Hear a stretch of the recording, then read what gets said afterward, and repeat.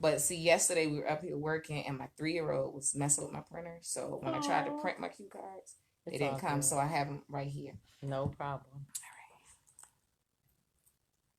Honey. Oh, okay. Go ahead.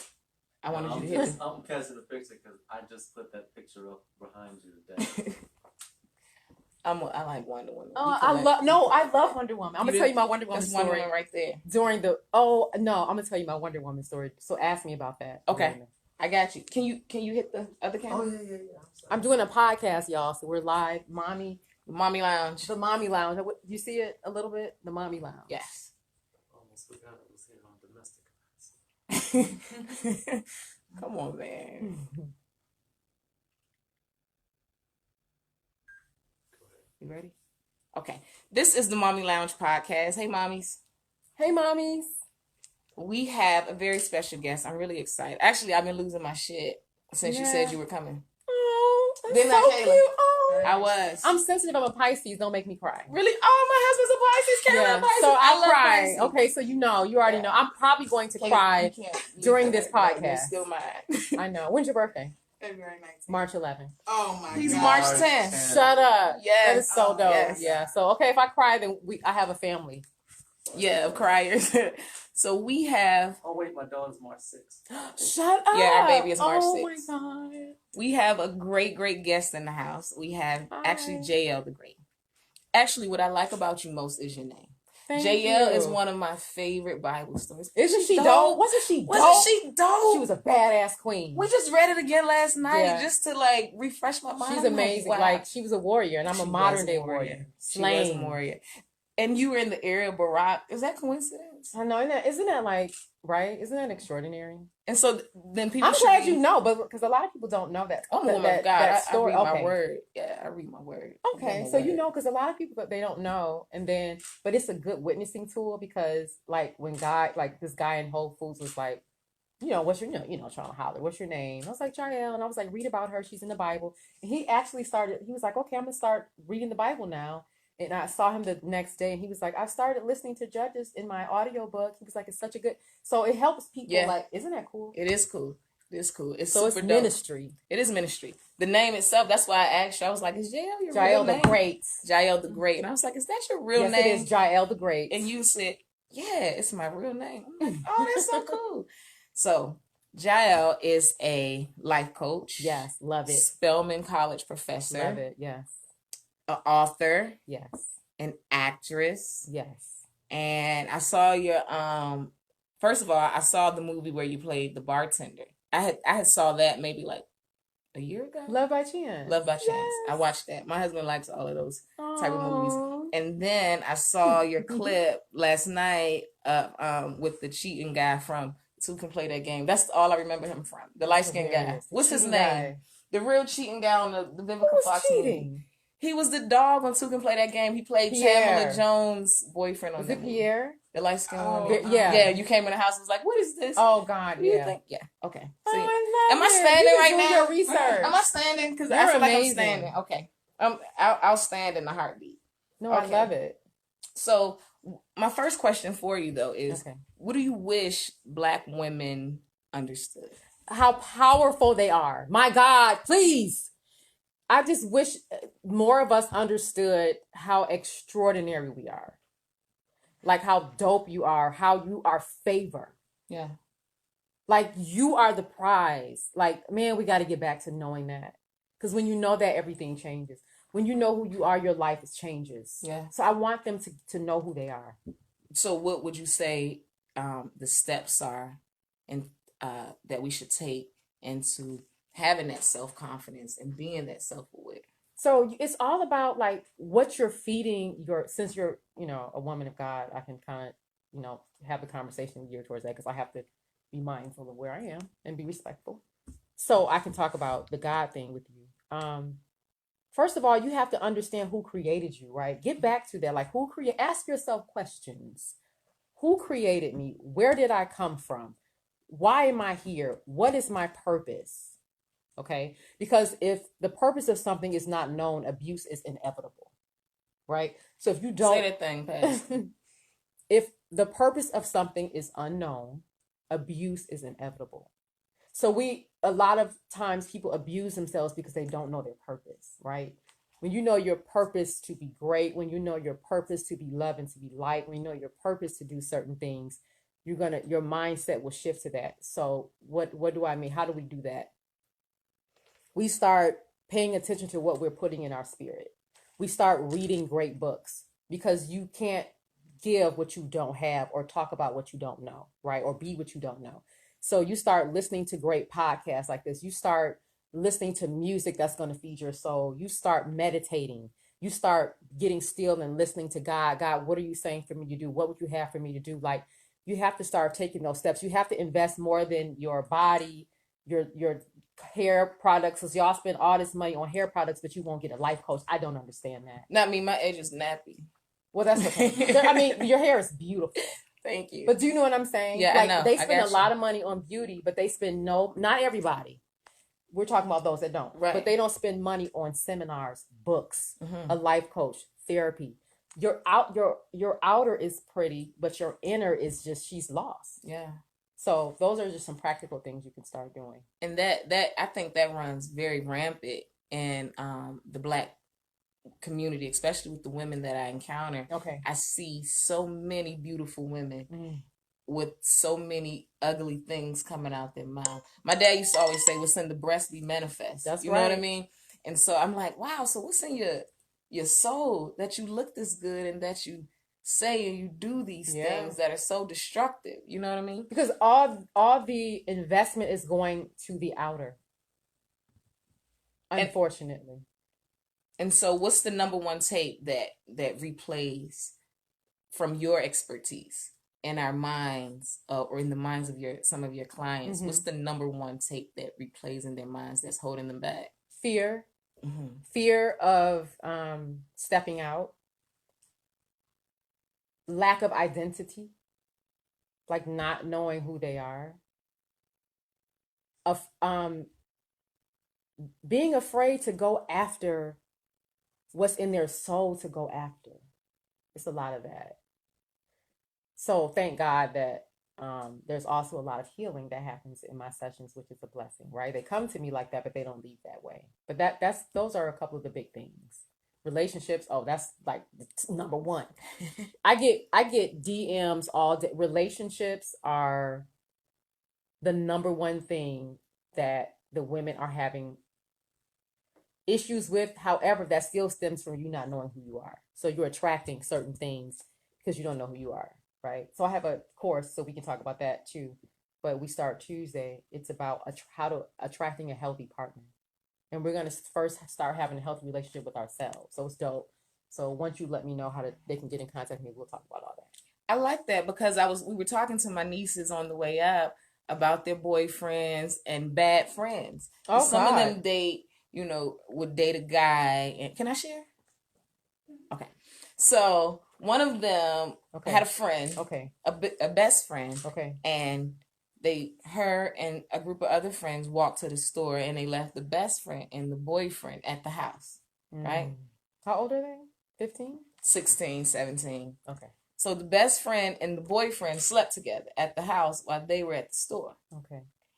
And I was saying, well, what made you choose that person to be your friend? And then another one of my nieces' friend took her boyfriend, and they're still friends. So, right. The friend is dating the ex-boyfriend? Yeah. So the two friends. Yeah. Are there two friends? One was dating the guy. They broke up. Now the friend is dating. No, they didn't break up. When she got to school, they gave the news like, hey, we're together now. Oh, okay. Oh. Yeah. And they're still friends? And they're still friends. Oh, wow. What'd you say to that? I would ask her, first of all, what's her definition of friendship? Like, what is a friend? Tell me some characteristics of a friend. What does it mean to be a friend? Because if that's not established, then if in her mind, if she thinks that's a friendship, what can I do? Hey, you know what I'm saying? I'm not going to argue with you about what you think love is and friendship is. Right. But I would ask those questions. What is friendship to you?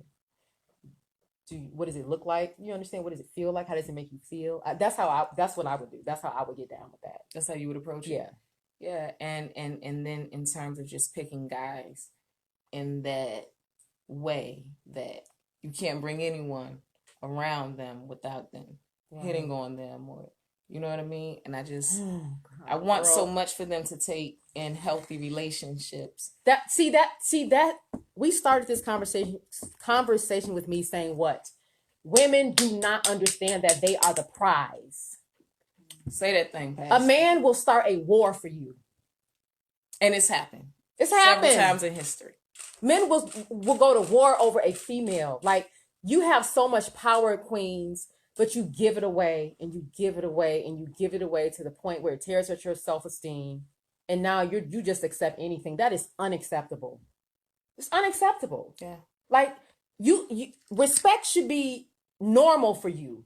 That should be something that's just required because you're God's daughter and you're royalty. No man should just, like, you, in my mind, I can't even fathom that.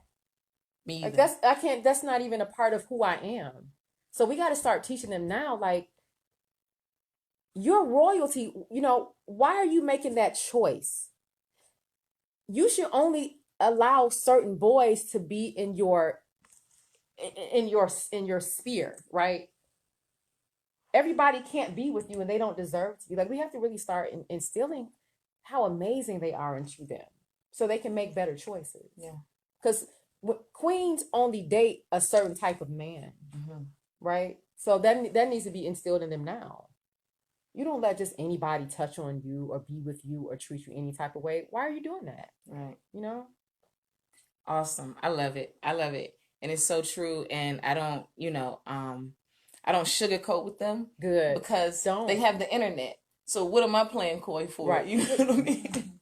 Oh my God. Literally, they can type in anything. Anything and get the information for it. So one thing that was disheartening for me when I became an adult is finding out some of the lies my mother told. Oh my God. But she didn't know. She didn't know. And the last thing I want, number one, is for my children to think I'm a liar. Exactly. Like, no, ain't no damn Santa Claus. Daddy bought it.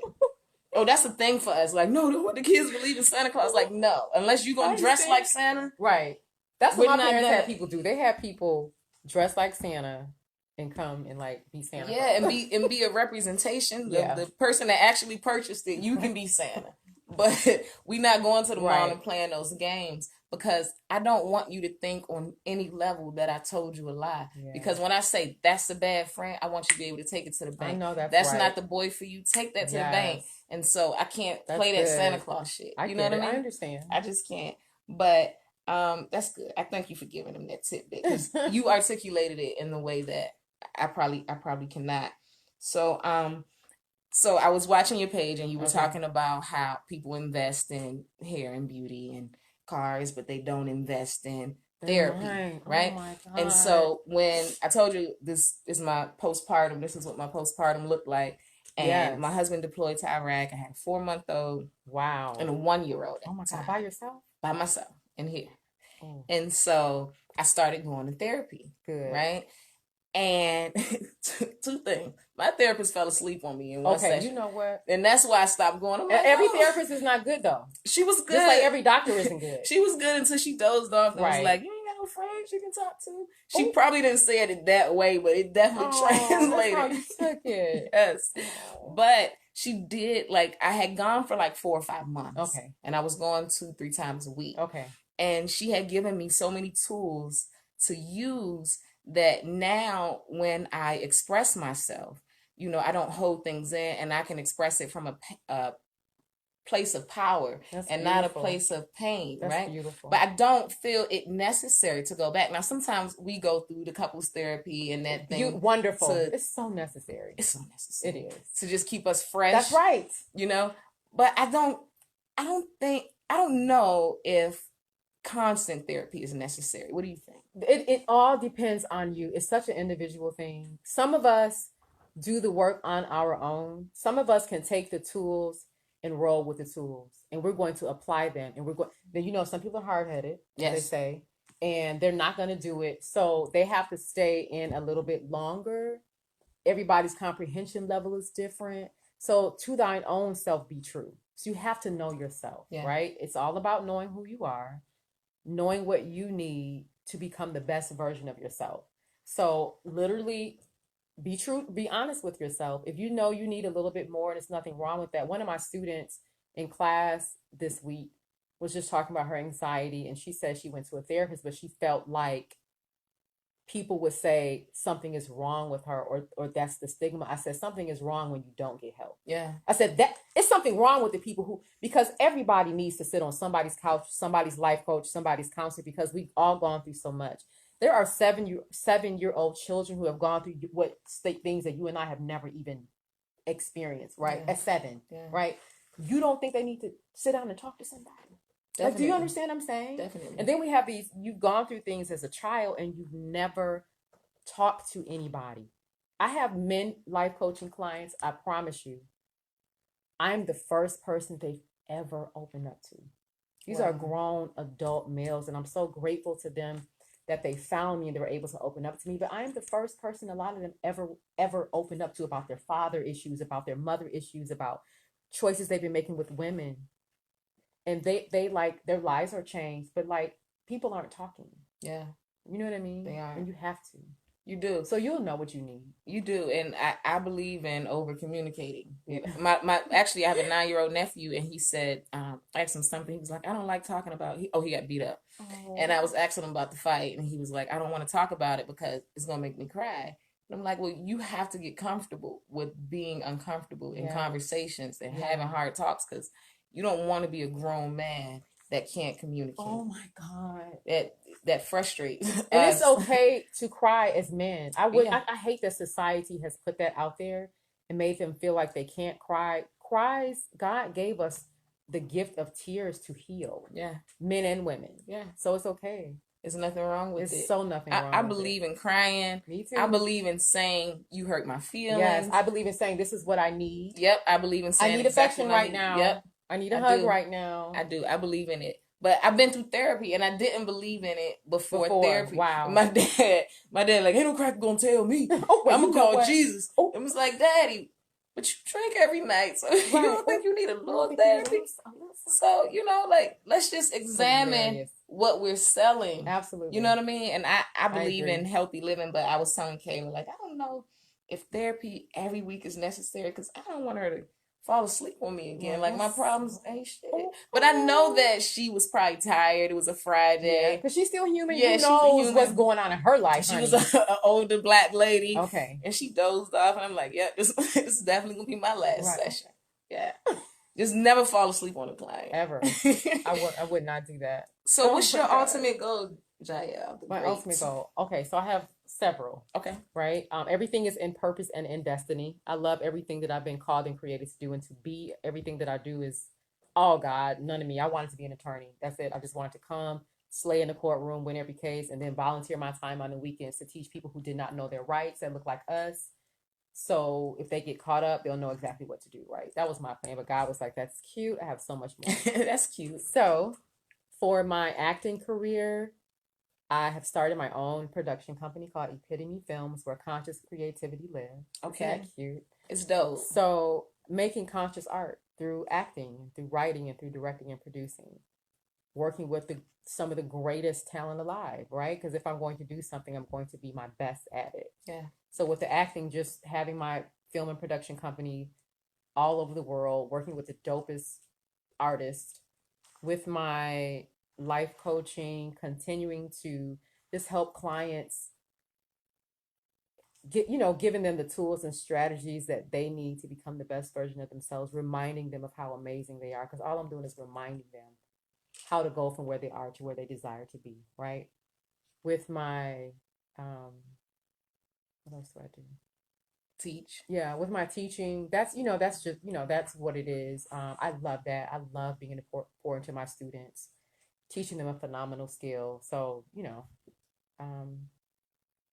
yeah. So you said you've been a teacher for 8 years. Have you seen a difference in the way that we consume information of how your students react? Oh my God. I should have been doing a documentary about that. When I first started, and the girls that I have now, all are amazing, but it's a big difference. Mm-hmm. It's a big difference in the way they dress. It's a big difference in their mindset about things. So I really wish I was filming so people could see through the years how it changes. It's fascinating. Yeah.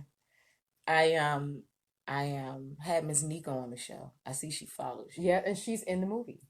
She's in I mean, not the movie, the TV show. She's in my TV show too. You know what? Yeah, I met her on set with Jennifer. Yeah, Jennifer actually hooked me up with her. Oh. Yeah. But you know, it's a hot topic right now about T.I.'s body policing. Okay. And what do you think about body policing? Because I was raised by a single father. First, I was raised by a single mother. And then when I got to high school, I moved in with my dad. Okay. And I was raised by a single father. Okay. And so he didn't body police like that. Okay. But the thing that he did do was he gave me information, and it caused me to make certain decisions. Even now, if me and my husband get into an argument, I'll tell him, no, my daddy taught me that, you know what I mean? You're not going to piss on my head until it's raining. Yeah. And that's just like one of his lines. And so he didn't have to body police me. You know what I mean? I wasn't sexually active in high school or anything like that. He just gave me enough information to make wise choices, right? That's beautiful. So what do you feel about that whole thing? Well, I don't really know much about that. I'm talking about body policing. Okay, this is my first time ever hearing that term, body policing. Oh, Planned Parenthood. You know, white people put things out. Planned Parenthood just put it out. It's like, oh, see, guys, body policing. I was like, oh, wow. Okay, so that means like making sure your child is what? So he stated that he takes his daughter to the gynecologist to ensure that her hymen is still in check. Okay. Intact. So to ensure that she's still a virgin because he wants her to wait? Yes. So he takes her every year on her birthday or something like that to make sure that she's still a virgin. Okay. What have you heard him address it? That's what he said. So has he said why he does it? Like, what's his logic behind it? Does anybody know? I don't know. Being raised by a single dad, I would think, you know, men just don't want other men dogging their daughters. Maybe his approach is a little extreme, but they saying that it's not just a isolated issue with him. It's a thing that's known and they do, you know, worldwide. So do they do that with their boys? No. Are we making sure that our son is a virgin every? No. Oh. No. Really? Yeah. That's interesting. They aren't. They actually played a clip of him like cheering on his 14-year-old son losing his virginity. Oh my God. Yeah. Well, okay, so the life coach in me would ask him, so what is your reason for doing this? Obviously, it sounds like, I'm just saying, it sounds like it's fear-based, perhaps, because we only can make decisions in fear and in love. Maybe to him it's love-based. I don't know. So I would ask him why he's doing that with his daughter. I would ask him what other types of conversations has he had with her? How does she feel about it? Like, I would start asking questions to kind of understand the mindset behind that. Yeah. Now, me personally, that's not something I would do, you know, but I would love to understand his reasoning behind it. Would you condone if your husband body policed your daughter? If he took her to get... No, we wouldn't. We're not going to do that. Yeah. No, for me. For me. We had that conversation last night. No. Like, would you? He was like, no. I give her information, let her make decisions. I'm like, yeah. Yeah, I wouldn't do that. Because what happens when she does? Because she's going to do what she wants to do. Then what? What happens now? And then I would be... and then I would say, so if she loses her virginity, then what? Like... Then now what? Like, you know what I mean? I would dive into all of them. Okay. We're good. Because we edit, so we're good. Oh, okay. Yeah. So my next question is, we can get off the TI thing. Okay. But would you, That's interesting. it is interesting. Yeah. Especially because it became such a thing and so many people were, but this is the same I got to say this last thing. They used to put chastity belts on women, you know? Did. So, and then the woman... after the man would go in with the woman after their wedding night, you know, bringing out the blood sheet was like, I guess it was the same way. To prove that she was a virgin. But then you can't prove that the guy was a virgin. That's ridiculous. It is. It's crazy.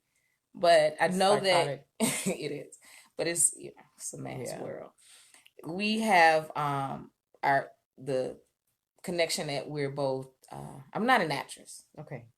but I'm a writer, Love it. and I like directing, and we have that same thing in common. So, would you ever quit teaching to do your acting full time to be like, Oh a yeah, huge I don't. movie My star? my teaching doesn't get. I'm an actress. I'm a filmmaker. Okay. My teaching that's not something that I do full time. Yeah. I would never do anything full time that took away from me acting and writing and directing and producing. No, I wouldn't do that. Yeah. So I would stop. I would stop teaching before I stopped acting. Yeah. That's interesting. And what do you how do you choose your roles? Do you choose them based on the story they tell, or how does that work? Okay, so we get called to audition, so we don't know. We don't really have any control over that. In some instances, let me give you an example. So let's say they're shooting. Will Smith is shooting a film in Atlanta. There's a breakdown of characters that they send to the agency. So they may, let's say they say we are looking for Sasha. Sasha is a 30-year-old African American female, whatever, sexy professor. So if I fit that, then my agent will send me out for that role. So I don't have any control over that. Really? Now, we have control when we write and produce and create our own. Yeah. Okay. Now, I can say if they send me out on an audition for something and I read it and it's just like, ooh, then of course I have the right to say, no, that's not really me. Yeah. But other than that, if Oprah is filming a movie and the breakdown says, I'm taking it. I don't care if I'm playing a tree. Well, right, okay, but you know what I mean. Like Yeah, we don't have the control over. Oh, Oprah, Yeah. Don't write that scene. Right, we're auditioning. We're literally hired to portray this character. Yeah. So, what are the stories you want to tell? Oh God. Okay. Ooh, I can't. So, because I can't give it away, because then I'll be giving it away, because I don't want people taking my idea. Yeah. But without saying too much, I want to. Okay, I can tell you this one.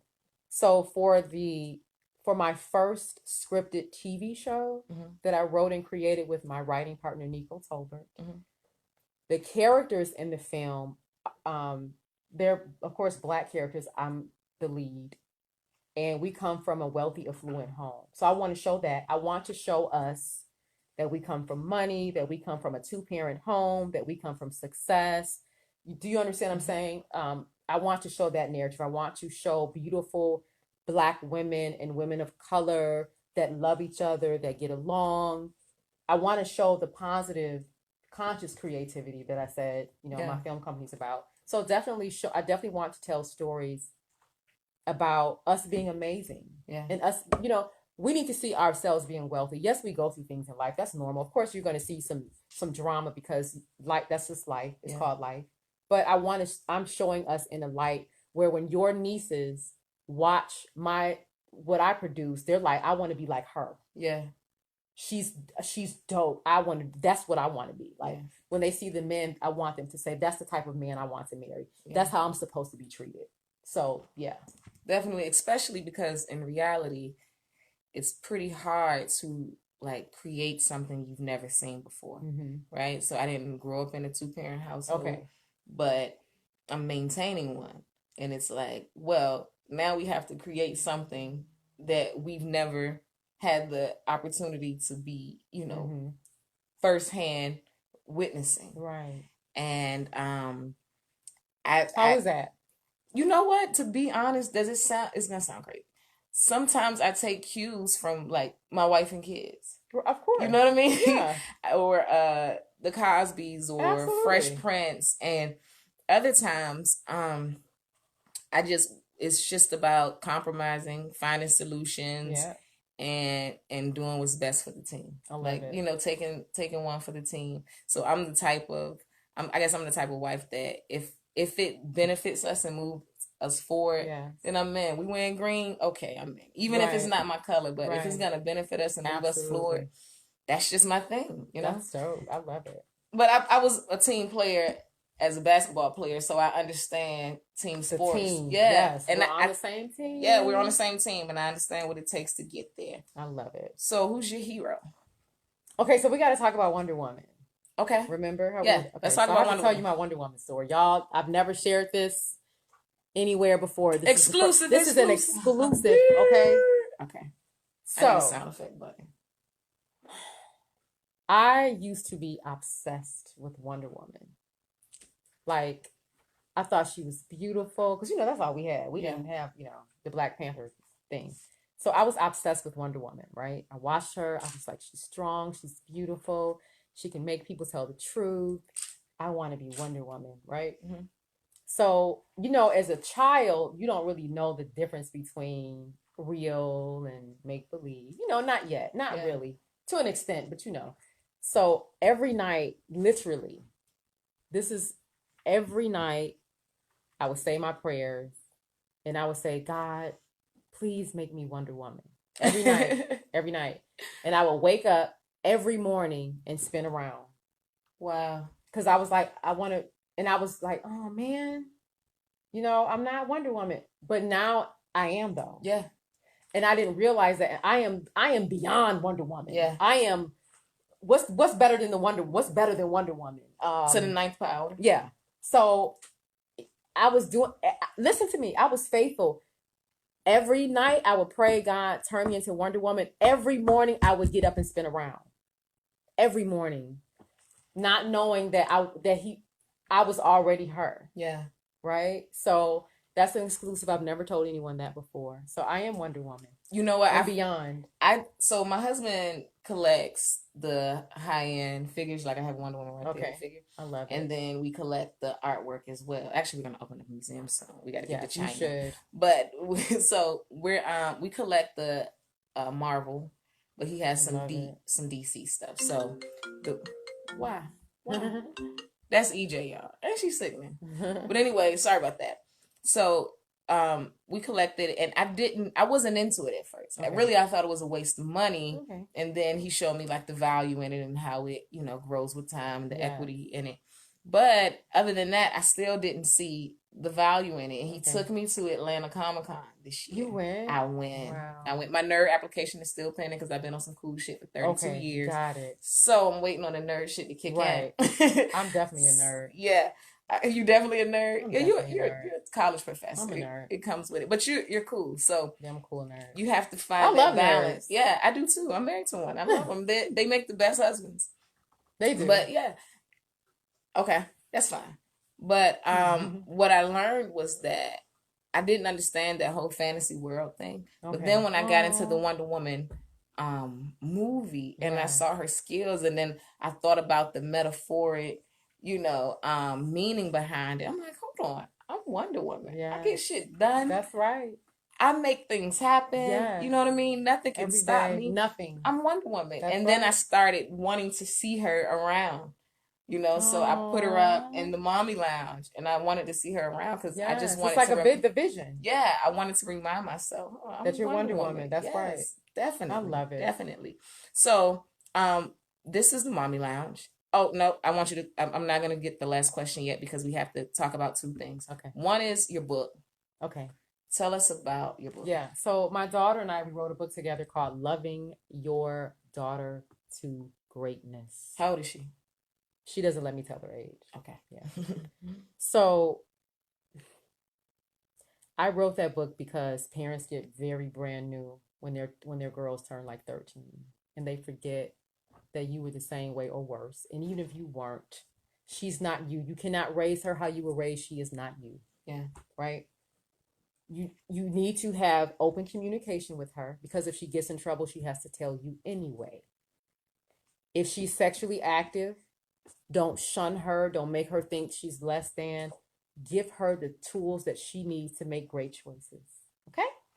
So much of that, I saw so much of that through me, all of my speaking engagement with parents talking to me, and all the girls that I mentor who tell me they cannot talk, they feel like they cannot talk to their mother. I'm like, this has to stop.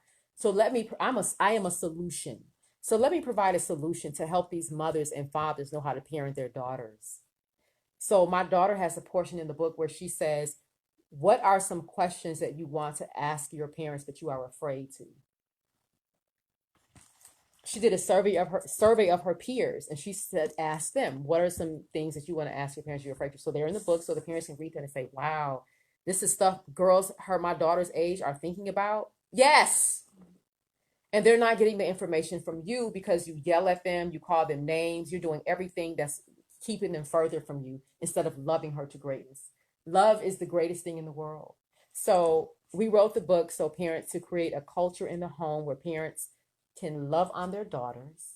I don't have a son yet, but so that's why I don't have anything for the boys yet. But it's to create a culture in the home where daughters can say whatever to their parents, and their parents answer them in love. And if they don't know, they can say, I don't know, but I'll find out because I love you.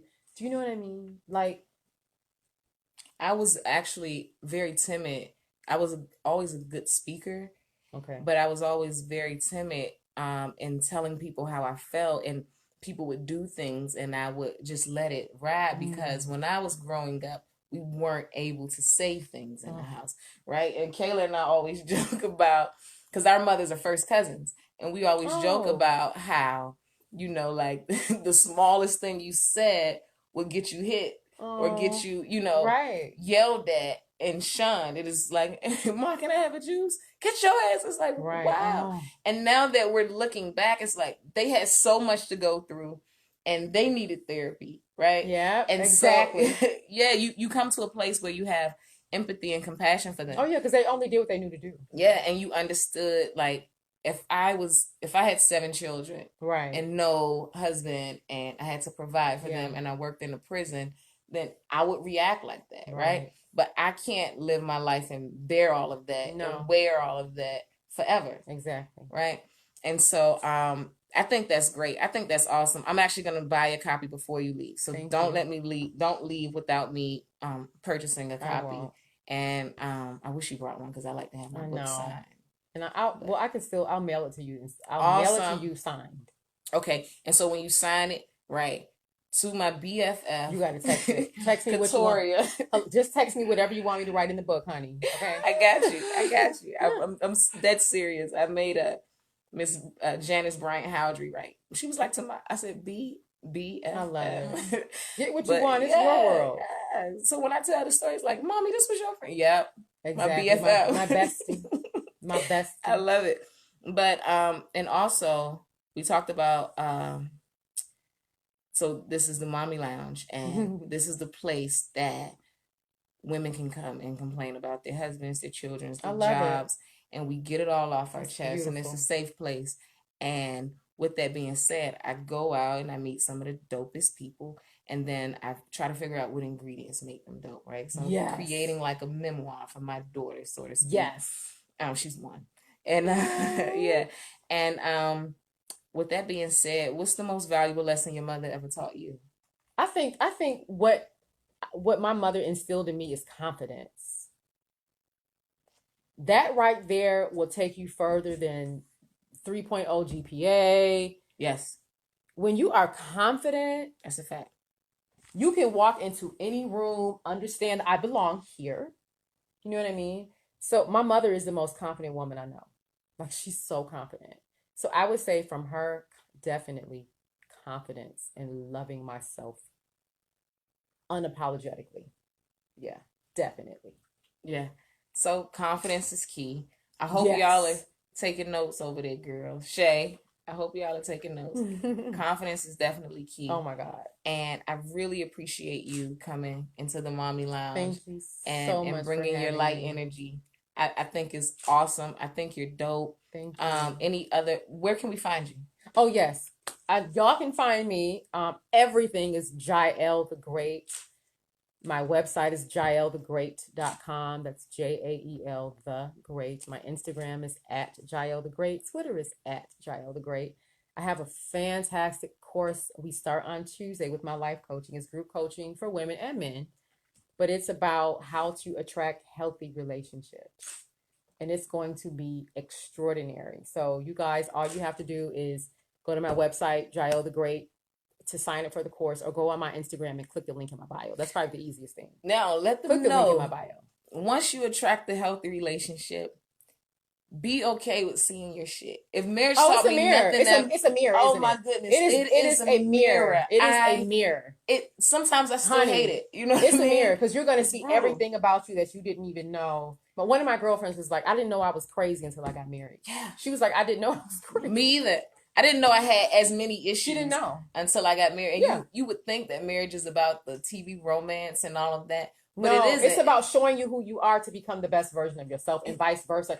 And then it's about having a partner who can see all that, and you see all their stuff, and they love you through Anyways, it. yeah, it is. It's the best. But the mirror, it could be brutal if Yeah. you're not self-aware when you come into it. Yeah. And yeah, but it's a part of the process. It is. It's a part of it. It Just is. like if you get a puppy, part of the process is the You're gonna be on puppy the floor. pissing on the. Yeah. So just know that. Yeah, Yeah. definitely. So thank you. You got to dap me up. Bow. And we're out. Awesome. That was awesome and enlightening. Thank It you. was. You have a light energy that opens you. What You does know that mean? No, but what does that mean? You got it, because I'm. So it's like when you communicate with people, you Okay. have this way of getting it across where you have to be open for the conversation to work. Okay. And so you naturally make walls fall if people try to put them up. You know what I mean? And so it's naturally like, yeah, my mama used to like slap Right, for asses and because juice. people Did I overshare? No, because Am people I ask me oversharing? all the time, Yeah. and they're like, I don't know why I'm telling you this, but I didn't. I'm just being me, so I'm not aware. You see how you? It's the temple with the nail thing. you penetrate. You really do. You really have a way of penetrating, and I think that's awesome. Thank you. I think that's And I really really awesome. care. Like I really want people to be the best. Like I really want people to have a super extra dope life. It's apparent though. It comes across because what a cry. Here it comes. no, it doesn't. Like it doesn't come across as if you're selling something. Yeah. You know what I mean? Because you meet people and they're always. I'm always around people that's always selling, and I get it. It's the business, Right. but you don't come off like you're selling something. Wow. It's just, you're. I guess you're penetrating. Thank you. Yeah, you're welcome. That means a Thank lot. you. To me. I love it. This was awesome. Thank y'all for watching.